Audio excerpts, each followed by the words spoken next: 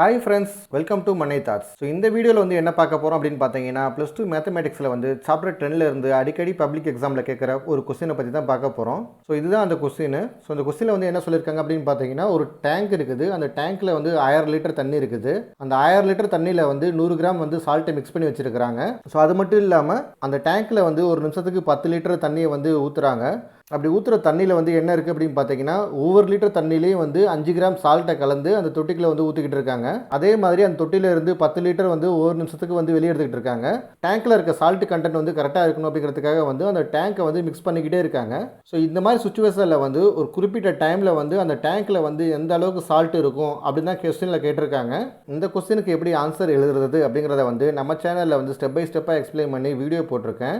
அந்த வீடியோட லிங்கை வந்து கீழே வந்து டிஸ்கிரிப்ஷனில் கொடுக்குறேன். மறக்காமல் அதையும் பாருங்கள். மேலும் இது மாதிரி வீடியோ பார்க்கணுமா, மறக்காமல் மனை தாட்ஸ் சேனலை சப்ஸ்கிரைப் பண்ணுங்கள். தேங்க்யூ.